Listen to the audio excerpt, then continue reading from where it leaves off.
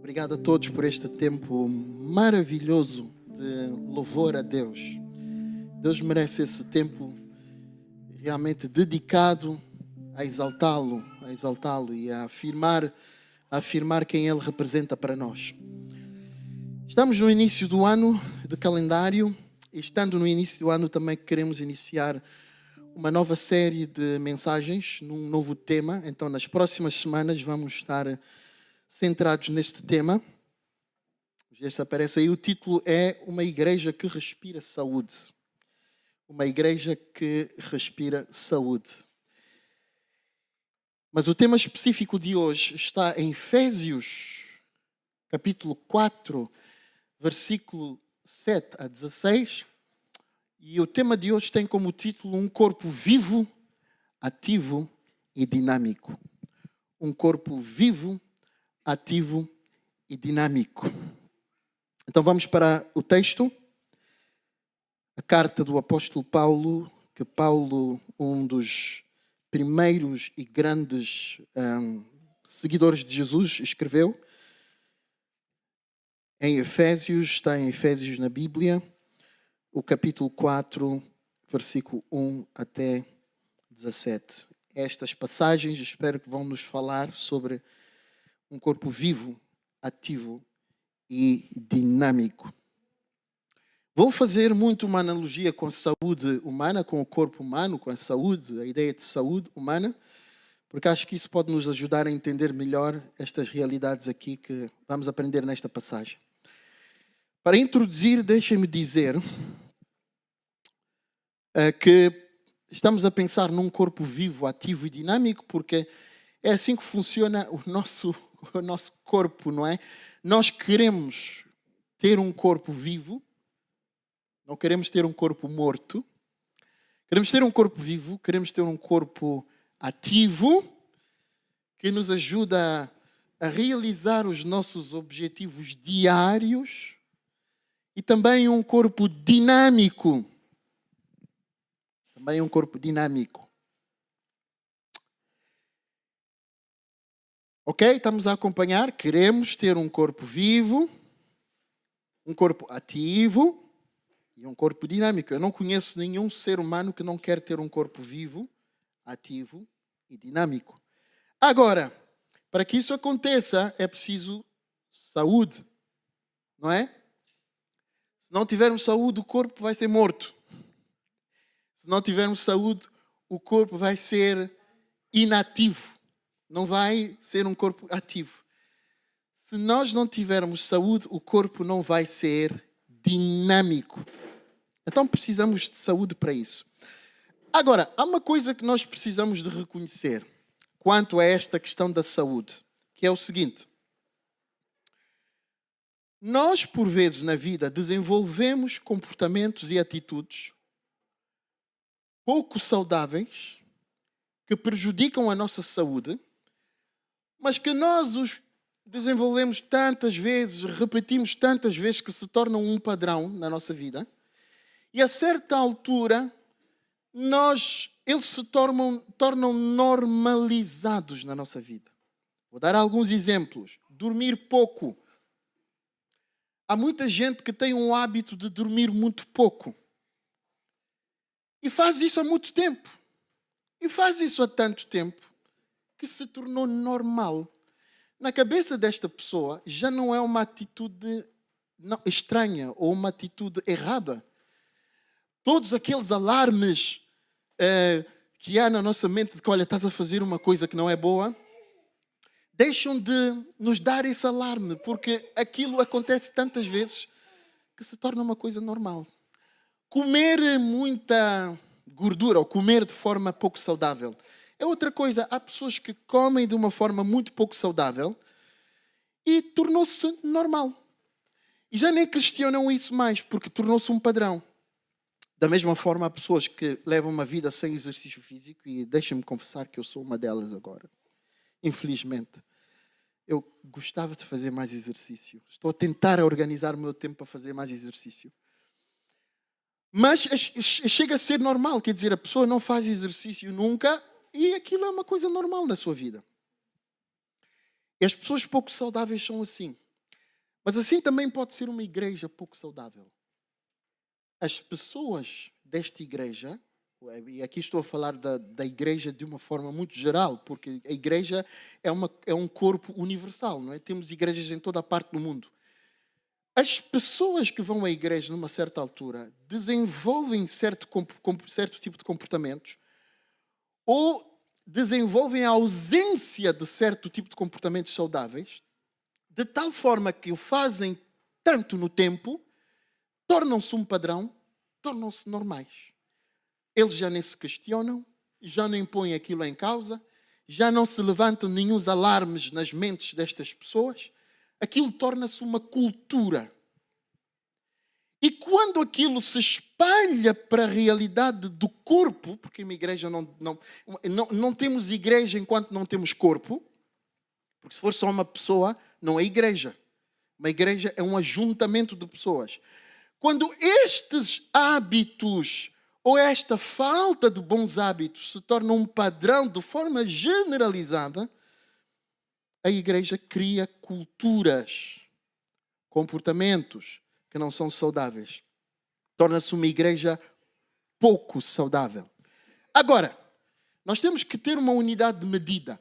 Como é que medimos uma igreja saudável? Como é que medimos uma igreja não saudável? Eu sei que à nossa volta, na nossa realidade, mesmo na realidade portuguesa, temos muitas igrejas evangélicas. Eventualmente eu poderia pensar em utilizar algumas igrejas como unidade de medida. Mas tendo em conta que todas as igrejas são imperfeitas, portanto, não estou a falar aqui de ser perfeito, não posso usar nenhuma igreja como uma unidade de medida do que é ser uma igreja saudável. Mas sabem o que é que nós precisamos de utilizar para medir uma igreja saudável? As Escrituras. A Bíblia. Porque a Bíblia, ela apresenta o modelo de igreja saudável. A Bíblia, ela apresenta princípios de uma igreja que quer ser saudável. Esses princípios são atemporais. São princípios que não passam e que tornam uma igreja saudável. Ok? Apanhamos essa introdução?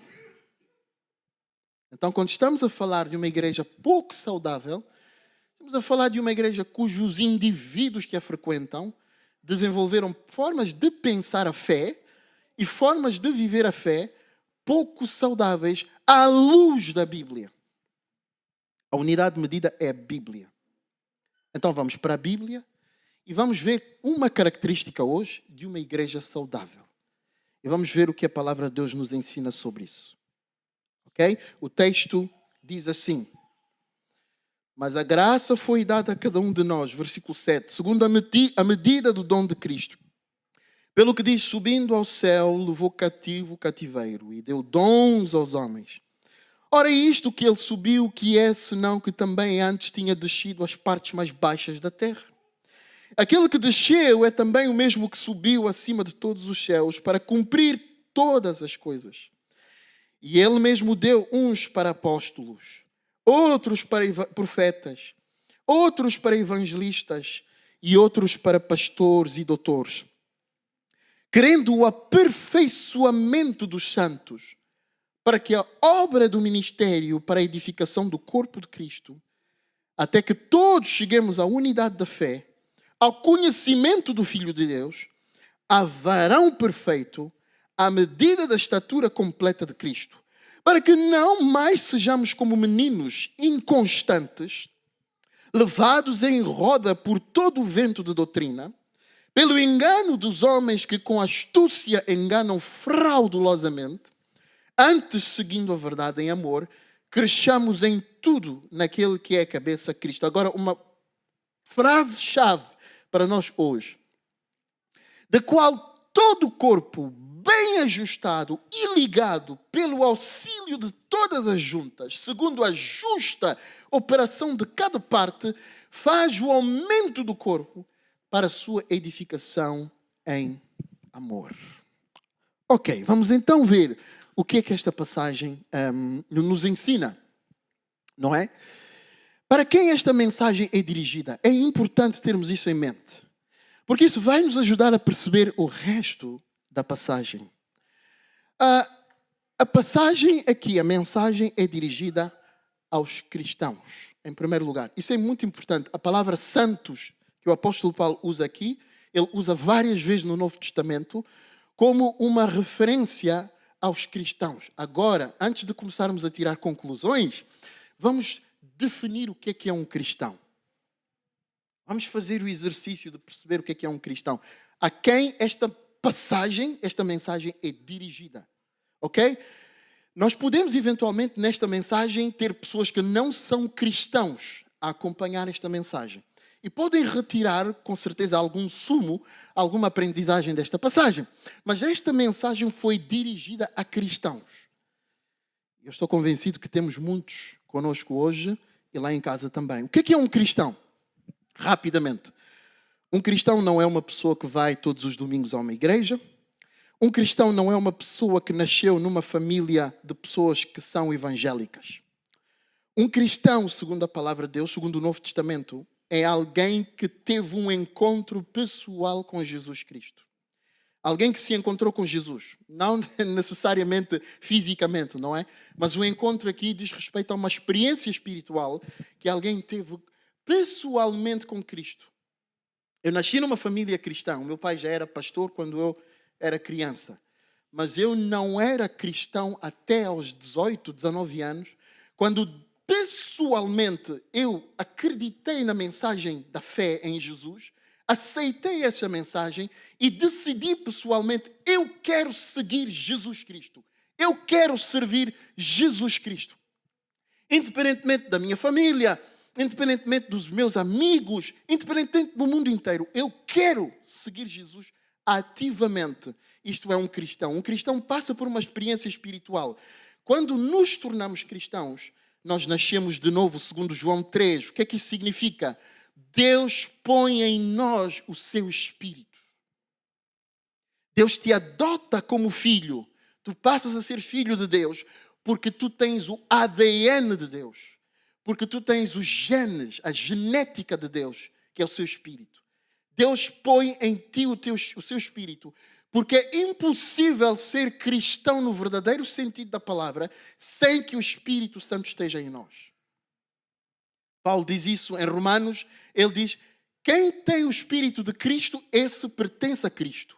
Mas quem não tem o Espírito de Cristo, não pertence a Cristo Jesus.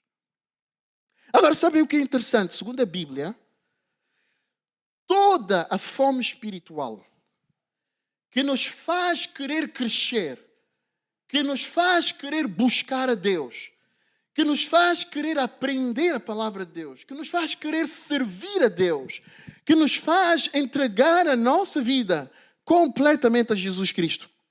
Esta fome é produzida pelo Espírito Santo em nós, no nosso interior.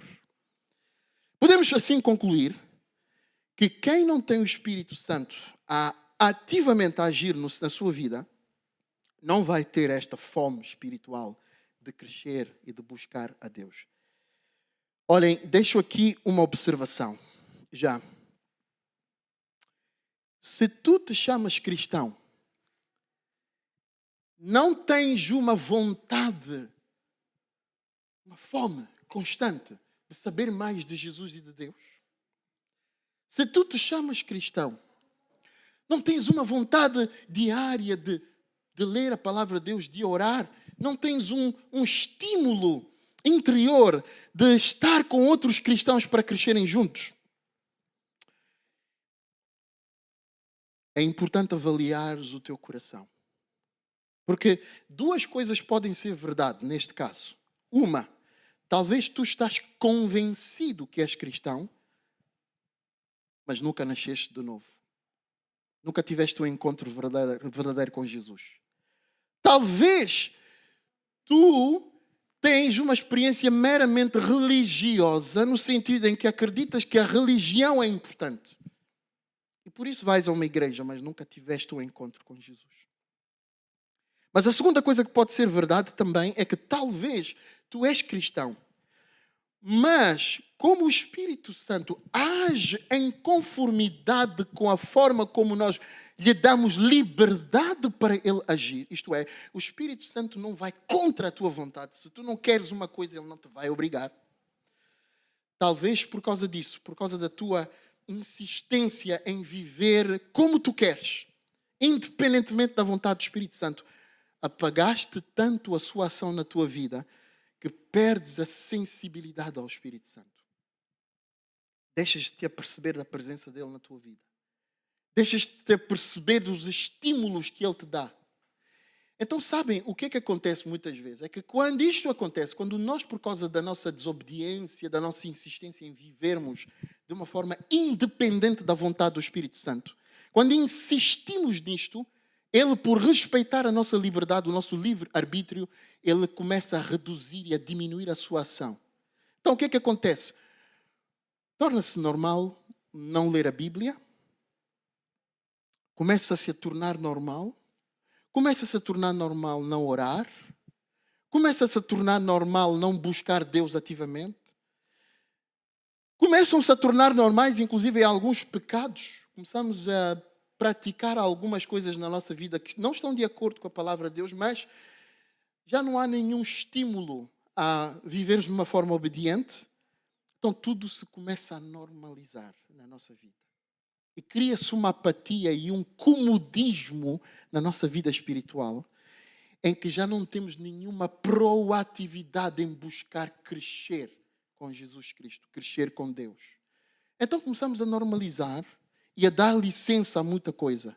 Há coisas que nós sabemos que são erradas, mas nós racionalizamos aquelas coisas. Ou seja, criamos argumentos intelectuais que aceitem estas coisas para justificar, para que continuemos a fazê-las. De tal forma, apagamos a atitude, a ação do Espírito Santo na nossa vida. Vocês devem estar a perguntar-se agora, por que esta explanação toda que o pastor Marcos está a fazer agora? Nós vamos perceber daqui a pouco. Qual é a conexão com o resto? Olhem, uma coisa que o texto também diz é que, portanto, o texto refere-se aos cristãos, a membros de uma igreja universal, porque quando nos tornamos cristãos somos membros de uma igreja, da igreja universal, do corpo de Cristo, mas também a membros de uma igreja local. Aquilo que o texto está a falar aqui não faz sentido a alguém que não é membro de uma igreja local. A vontade de Deus é que quando nós nos tornamos cristãos, recebemos o Espírito Santo, começamos a servir ativamente a Jesus, que possamos ser membros ativos de uma igreja local. Esta carta aqui foi escrita aos cristãos da igreja local de Éfeso. Há muitas outras igrejas, já nesta altura, mas esta carta foi dirigida aos cristãos de uma igreja local, que frequentam uma igreja local como membros de uma igreja local e que formam parte do corpo daquela igreja. O que é que o texto nos diz no seu desenvolvimento?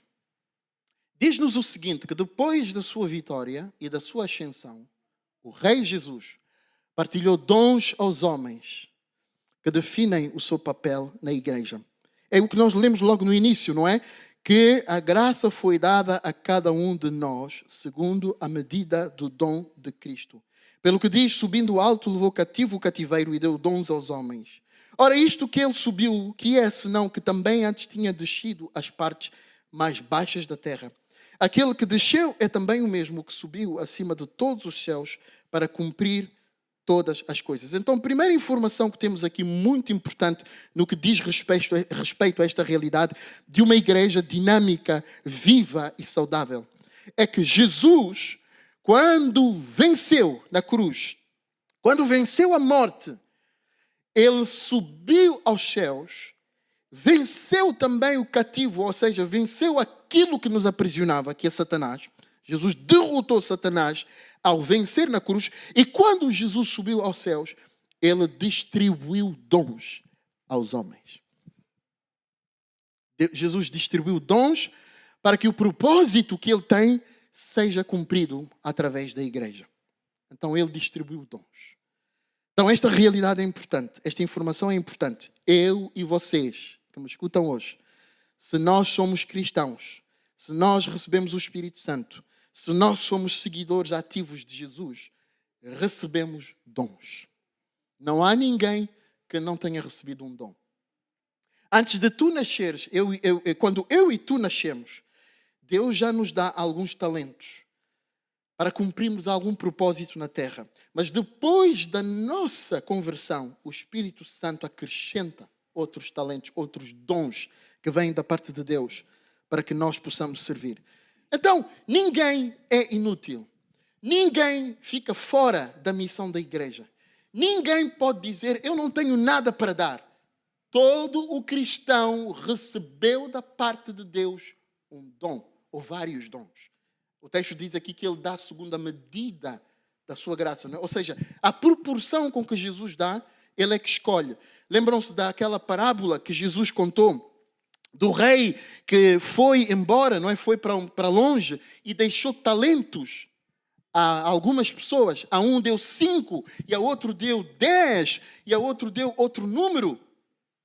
Então é assim, Deus dá dons segundo Ele quer, conforme como Ele quer, na proporção que Ele quer. Mas todo cristão recebeu um dom para ajudar a cumprir a missão de Cristo através da igreja.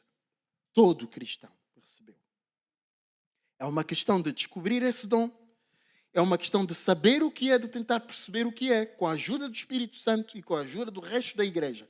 Mas todo cristão é útil porque o Espírito Santo garantiu que todo cristão fosse útil ao garantir que todo cristão tenha um dom para exercer na igreja.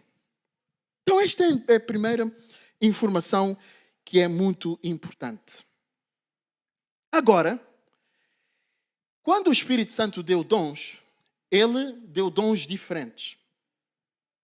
Como o próprio texto diz aqui, a uns ele chamou como pastores, como evangelistas, como profetas, como doutores. E estes dons, segundo a explicação que nós temos aqui, servem para aperfeiçoar o resto do corpo, para que o resto do corpo possa servir na obra do ministério. Ou seja, quando Deus dá dons, algumas pessoas Deus vocaciona, chama e capacita para serem evangelistas, pastores, doutores, profetas e apóstolos. Agora, estes 5 dons aqui têm uma missão específica, um papel específico. O papel destes 5 dons é capacitar, treinar, edificar a igreja para que a igreja faça a obra de Deus. Ok? Então, não sei se vocês estão a perceber aqui. No fundo, Deus está a fazer uma distinção que é importante lembrar. Qual é a missão dos dons de pastor, de profeta, de evangelista, de doutor e também de pastor? Qual é a missão? Qual é a finalidade? É bom enfatizar este aspecto. Versículo 12. Querendo o aperfeiçoamento dos santos. Quem são os santos? Mais uma vez, já explicamos. Os santos são os cristãos membros de uma igreja. Os cristãos membros de uma igreja. Então, qual é a função destes dons? Aperfeiçoar os santos. E quem faz a obra do ministério? Os santos. Qual é a função de um pastor? Qual é a missão de um evangelista? Qual é a missão de um doutor? Qual é a missão de um apóstolo? Qual é a missão de um profeta? Aperfeiçoar os santos. Quem são os santos? São os cristãos. Qual é a missão dos santos? Fazer a obra de Deus, a obra do ministério. Então, o que estamos aqui a ouvir é que estes 5 dons, no fundo, não recai sobre os seus ombros o fazer a obra do ministério. Fazer a obra do ministério, fazer o serviço na igreja, recai sobre os membros, os cristãos, os santos. Os pastores, os doutores, os evangelistas estão aí para dar a visão, dar estratégia, treinar, ensinar, cuidar do corpo para que seja saudável, estimular a fé das pessoas que frequentam a igreja, mostrar-lhes onde e como podem servir, onde e como devem viver a vida cristã, para que estas pessoas façam a obra do ministério. Isto inverte a nossa noção de igreja. Porque na nossa cultura, qual é a noção de igreja que nós temos? Que o clero, os líderes da igreja, é que têm o cargo de fazer a obra do ministério. Que os pastores e líderes que têm um ministério, uma vocação específica, eles é que devem fazer a obra do ministério. Está errado de acordo com este texto. A obra do ministério recai sobre toda a igreja. Qual é a função dos pastores? É capacitar a igreja para que todos na igreja façam a obra do ministério. Estão a ver, portanto, estamos a ver aqui uma característica muito, muito, muito importante da vida da igreja. Então, isto mostra-nos quatro modelos de viver uma igreja que não são nada saudáveis. Vamos apontar estes 4 modelos de viver a igreja que não são nada saudáveis. Agora, voltando ao início da minha mensagem, vou lembrar o seguinte: há coisas que nós fazemos como cristãos e como igreja que se tornam normalizados, mas que não são o ideal de Deus. Ok? Vamos apontar aqui 4 modelos de forma de ser igreja, de forma de viver igreja, de forma de estar, que muitas igrejas vão fazendo, mas que não estão de acordo com o modelo bíblico. Não é bíblico o modelo em que o clero é o termo que a Igreja Católica usou durante muito tempo para se referir aos pastores, aos padres, aqueles que têm uma função de sacerdotes. Não é bíblico o modelo em que o clero serve e a congregação só beneficia. Não é um modelo bíblico. Não é um modelo bíblico em que os pastores servem e a igreja recebe o fruto do seu serviço. Não é um modelo bíblico. Segundo aspecto, não é um modelo bíblico o modelo de assistência, como se os cristãos só tivessem que assistir às reuniões como quem assiste a um espetáculo. Não é um modelo bíblico. Viver a vida cristã só a assistir. Vir ao domingo, sentar numa cadeira, ouvir uma mensagem e depois ir embora. Depois, no próximo domingo, vir outra vez, sentar numa cadeira, ouvir e assistir à mensagem, à música, e depois ir embora, e depois na outra semana a mesma coisa. Este modelo não é bíblico. Não é bíblico, porque é um modelo de assistente, de consumidor apenas. Este modelo não é bíblico. Um terceiro modelo que eu não pus ali, mas eu vou citar aqui, o modelo da vivência da fé de forma individual, solitária, como se estivéssemos a viver a fé numa ilha. Não é um modelo bíblico. Há muita gente que diz, mas eu sou cristão, mas eu não vou à igreja, não tenho comunhão com outros cristãos. E isso é aceitável. Não é bíblico. Este modelo não é bíblico. A Bíblia diz claramente em Hebreus 10, 25, não deixem de congregar-vos, como é o hábito de alguns. Mas enquanto se congregam e enquanto estão à espera que Jesus volte, estimulem uns aos outros a fé e as boas obras. Ora, eu não posso crescer se eu não tiver o vosso estímulo. Agora, se eu vivo o cristianismo sozinho em casa, como é que eu posso crescer sem o estímulo dos outros cristãos? Sem o desafio dos outros cristãos? Sem o acompanhamento dos outros cristãos? Como é que eu vou crescer? Ah, mas isso acontece muito, pastor Marcos, faz-se em toda parte. Eu sei, é isso que eu estou a dizer. É quase como uma pessoa que vive uma vida pouco saudável. Dorme tão poucas horas há tanto tempo que ele normalizou aquilo e acha que aquilo é assim, que é normal, que é assim que as coisas são. Na igreja acontece a mesma coisa. A gente faz tanta coisa ao longo do tempo, mas normalizamos e achamos que são normais. e tornamos-nos uma igreja pouco saudável, pouco bíblica.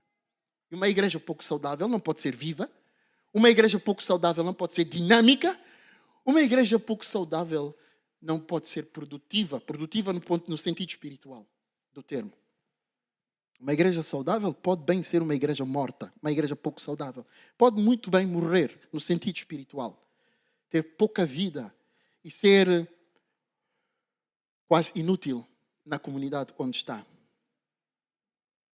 Então, viver o cristianismo de uma forma individual, solitária, não é um modelo bíblico. E sabem, tenho que aplicar isto aqui com a realidade dos nossos tempos. O que é que está a acontecer nos nossos tempos? Tivemos uma pandemia. A pandemia, por razões de força maior, levou-nos a ter que começar a fazer reuniões e encontros de forma virtual. E aqui eu acho que foi uma questão de força maior, porque, por exemplo, no cristianismo primitivo, na igreja inicial, os cristãos, houve uma altura que foram perseguidos, tão perseguidos pelo Estado, que tiveram que reunir em catacumbas, em cavernas. Mas isso não é o ideal, não é o normal, quer dizer, foi por uma razão de força maior.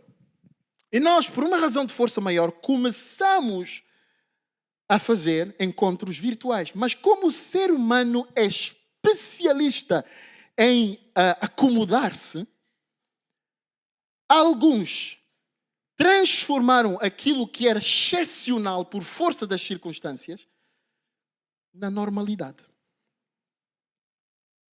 Então está a tornar-se normal nos nossos dias viver o cristianismo distante dos outros cristãos, na solitude da nossa casa, através de um ecrã.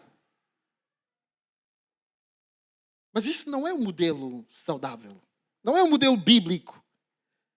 Vejam bem, vamos utilizar um exemplo da vida corriqueira, da vida normal. Vocês imaginam realmente um casal que desenvolve a sua relação assim desta forma, de forma virtual? E que a maior parte do tempo o marido está na cozinha, num telemóvel, a esposa está no quarto e eles falam pelo ecrã o tempo todo. Isso é saudável? É saudável que os pais e os filhos deixem de estar presencialmente uns com os outros e comecem a manter uma relação à distância da mesma forma como exemplifiquei no exemplo anterior? Sempre pelo telemóvel, à distância. Isto é saudável? Não é saudável. Ora, se nas relações humanas não é saudável e a relação da igreja é feita através da convivência e da comunhão, como é que pode-se pensar que é saudável desenvolver uma igreja desta forma? Em que eu estou na minha casa, tranquilamente, sossegadamente, a ver o culto pela transmissão. Eu compreendo que há pessoas que, por razões de força maior, não possam acompanhar as celebrações ou as reuniões presencialmente. Ou porque têm uma idade muito avançada, têm doenças e que os faz com que sejam pessoas de risco. Eu compreendo. Mas a verdade é que eu tenho falado com muitos pastores sobre isso. Os pastores todos estão a dizer que, nesta altura, as igrejas quase todas estão pela metade. Porque criou-se este novo modelo.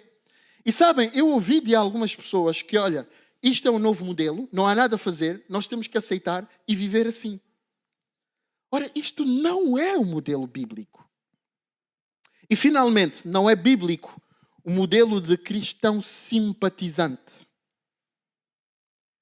Uma pessoa que vai a uma igreja porque simpatiza com a igreja. Ou seja, identifica-se com um ou outro aspecto da igreja. Talvez identifica-se com a boa música que a igreja faz. Ou identifica-se com o facto da igreja desenvolver muitos projetos de solidariedade social. Então identifica-se com esse aspecto. Ou então identifica-se com a figura do pastor. Gosta muito do pastor. Então vai à igreja só por causa disso. É um simpatizante. Mas não tem uma ligação com Cristo. Não tem uma ligação com os propósitos de Cristo, com a missão de Cristo não tem uma ligação com a palavra de Deus, mas ele identifica-se com algum aspecto da igreja. Então ele é um simpatizante, não tem nenhum compromisso com aquele corpo, com aquela igreja. Vai lá uma vez a cada 2, 3 meses, quando pode, porque é um simpatizante. E vocês certamente já ouviram falar na cultura em que nós estamos em Portugal de cristão não praticante. Cristão não praticante não é nada. Não é cristão. Não é cristão, ponto. Se tu não és praticante da fé, vamos lá ver. Um muçulmano não praticante é muçulmano? Não é muçulmano. Não é muçulmano. Um surfista que não vai fazer surf é surfista? Não é surfista. Um estudante que não vai à escola é estudante? Não é estudante. Então por que carga d'água é que vamos ter um cristão que não é praticante? Só que isto é dito tantas vezes e aceito tantas vezes que se tornou normal. E as pessoas aceitam. És um cristão. Quantas vezes vais à igreja, ao culto? Vou só 2 vezes em cada 4 meses. Tá bem, ok. Não é normal. Porque voltando ao início, e por isso é que eu disse que eu ia fazer uma conexão. Um cristão, verdadeiro cristão, teve um encontro pessoal com Jesus, recebeu o Espírito Santo. Quem é o Espírito Santo? É o Espírito de Jesus. Quais são os interesses do Espírito Santo? São os interesses de Deus. Quais são os interesses de Deus? A fé, a palavra de Deus, a missão de levar o Evangelho a outros, a oração. São estas coisas que o amor, a prática do amor, são estas coisas que o Espírito Santo estimula. Então, se tu tens o Espírito Santo, ele vai estimular estas coisas em ti. Ele vai te estimular o desejo de encontrar com outros cristãos. Por quê? Porque quando os cristãos se encontram, o denominador comum, o assunto principal dos cristãos é quem? Jesus Cristo. E o Espírito Santo o que mais quer é que tu vais aprender sobre Jesus Cristo. Vais saber mais sobre Jesus Cristo. Vais te inteirar mais sobre Jesus Cristo. Então, o Espírito Santo vai te estimular a estar na igreja. O Espírito Santo vai te estimular a ser ativo na igreja. Porque na igreja servimos a Jesus Cristo. O Espírito Santo vai te estimular a oração. Porque na oração nós temos comunhão com Deus. O Espírito Santo vai te estimular a ler a palavra do Senhor. Porque Jesus disse, não só de pão viverá o homem, mas de toda a palavra que sai da boca do Senhor, o homem viverá. Mas a sociedade está a dizer, não, o homem só viverá do pão, então tornamo-nos materialistas. E todos os dias estamos a correr atrás de coisas efêmeras, que vão passar, que passam todos os dias, que não vão durar para sempre. E a palavra de Deus que contém verdades e conteúdo que vai durar para sempre, nós negligenciamos-la. Porque permitimos que o Espírito Santo não esteja ativo nas nossas vidas por causa da nossa persistência em vivermos de acordo com a nossa própria vontade. Paulo está a dizer, Deus deu dons. Quando Jesus triunfou na cruz, ele deixou uma missão com os seus discípulos. Para garantir que eles eram capazes de a cumprir, ele deu dons. Todo cristão tem dons para servir a Jesus Cristo. Todo cristão tem alguma coisa para dar. Então, em vez de sermos assistentes, nós somos participantes.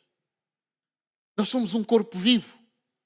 Em que Paulo diz aqui, cada parte efetua a sua própria colaboração para que o corpo cresça. Notem que ele está a enfatizar muito o corpo. Ele não está a dizer que cada cristão vai crescer individualmente. Não, ele está a dizer que enquanto cada parte do corpo faz a sua parte, o corpo cresce como um todo. Cresce na maturidade, cada um se torna mais parecido com Jesus, mas isso acontece de forma homogénea. Não é de uma forma em que uns estão muito à frente e outros estão muito atrás. Não, de forma homogénea. O corpo cresce. Todos nos tornamos mais parecidos com Jesus. Temos o caráter, ou desenvolvemos o caráter de Jesus na nossa vida como um todo, como um corpo, em termos coletivos.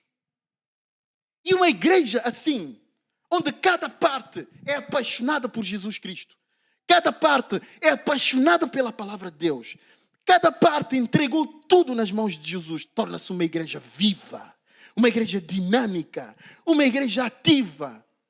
E ela vai crescer até numericamente. Por quê? Porque as pessoas estão tão vivas, estão tão entusiasmadas com Deus, estão tão apaixonadas com Deus, que não é preciso o pastor dizer nada. Elas fazem a missão no seu dia a dia, no seu espaço de trabalho, na sua família, nos lugares onde elas passam mais tempo. Elas são representantes de Jesus, são embaixadores de Jesus e são uma extensão da igreja local, onde Deus lhes faz passar mais tempo. E ali fazem a missão de Deus, ganham pessoas para Jesus. Ali é sim uma igreja viva. Mas infelizmente o que estamos a ver é que a maior parte das igrejas que eu olho, muitas delas que eu conheço e falo com os pastores, a carga está sobre os pastores e os líderes. E os membros são assistentes. São assistentes. Vão ao domingo assistir a uma mensagem e vão embora. Sabem uma coisa? A palavra de Deus não é inativa. Onde a palavra de Deus cai, e se ela cair em boa terra, ela vai dar fruto. Lembram-se do exemplo de Jesus, que o semeador saiu a semear, lançou a palavra. Houve uma palavra que caiu sobre as pedras, não deu fruto. A outra caiu sobre os espinhos, não produziu fruto também. Houve uma que caiu em terra livre e os pássaros vieram, o pássaro simbolizando Satanás, roubou essa palavra e não teve efeito nenhum. Mas houve uma palavra que caiu sobre a boa terra e que produziu fruto. A 30, a 60, a 100. Porque caiu em boa terra. Eu me pergunto nos nossos dias, quantas mensagens os cristãos estão a ouvir nas igrejas que estão realmente a produzir fruto? Quantas mensagens estão realmente a produzir transformação, nova vida, nova forma de ver a vida e de viver a fé, uma forma apaixonada de viver a Cristo? Para encerrar esta mensagem, a igreja é um corpo vivo. Porque o Espírito vivo de Deus está em cada um dos seus membros, porque são cristãos, têm o Espírito Santo. A igreja é um corpo vivo. Porque todos os membros da igreja receberam dons para servir a missão de Jesus Cristo. A igreja é um corpo vivo. Porque ninguém vive a fé de forma solitária. Todos vivem a fé de forma ligada. Por isso é que Paulo fala de juntas aqui. Estamos juntos e com o calor e o fervor uns dos outros, estimulamos uns aos outros ao crescimento e à transformação e à vida e ao serviço. E finalmente, porquê de tudo isso? Porquê que a igreja tem que ser assim? Porquê que a igreja tem que ser assim? A igreja tem que ser assim pela razão que nós vemos logo no início no versículo 7. Onde Paulo diz claramente ali no versículo 7, mas a graça foi dada a cada um de nós segundo a medida do dom de Cristo. Pelo que subindo ao alto levou cativo o cativeiro e deu dons aos homens. De quem que ele está a falar aqui? De Cristo. Então é para servir a algum líder? É para servir a algum pastor? É para servir a alguma causa nobre? Não. Tudo se deve à pessoa do Senhor Jesus Cristo.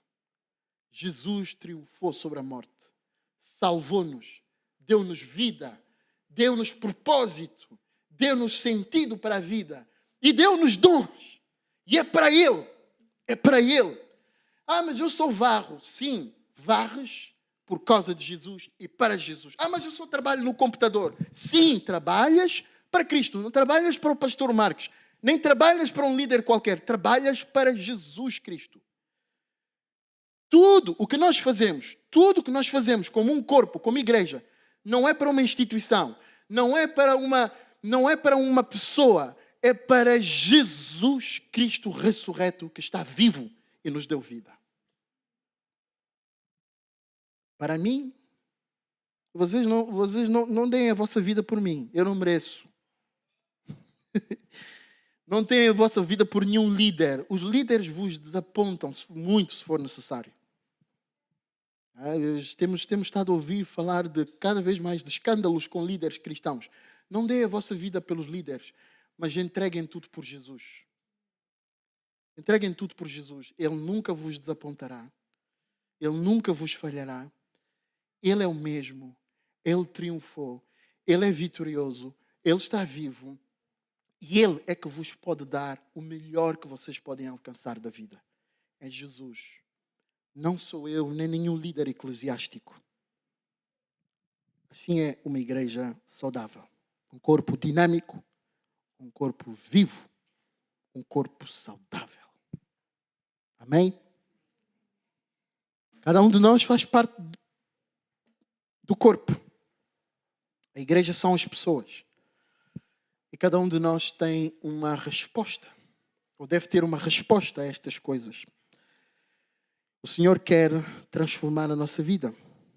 O Senhor quer tirar-nos da acomodação em que estamos e levar-nos para um patamar que só Ele sabe qual é. Vamos nos entregar. Vamos deixar tudo nas mãos dEle. A nossa vida e o nosso serviço. Amém?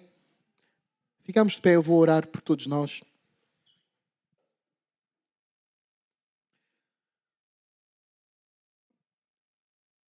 Senhor Jesus, nós te louvamos e honramos por tua mensagem que acabamos de ouvir. Agradecemos-te, Senhor, pela tua palavra que é desafiante. Em si mesma, não sou eu quem a torna mais desafiante, mas ela em si é desafiante. Mas tu sabes como é a nossa natureza, tão frágil, tão volátil, tão inconstante, às vezes tão fraca. Por isso, ó Deus, peço o teu auxílio. Eu sei que só com a tua ajuda nós podemos ser, viver, funcionar de acordo como tu designaste para nós. Ajuda a cada um de nós. Ajuda-nos individualmente. E ajuda-nos coletivamente a ser uma igreja viva, dinâmica, que serve, que se apaixona com Jesus, com a tua palavra, que leva a tua palavra aos outros que ainda não a conhecem, que se envolve, que não se isola, mas se envolve com os outros, Senhor. Ajuda-nos a ser assim, através do poder do teu Espírito Santo. Eu peço isso, Senhor, no nome de Jesus Cristo. Amém.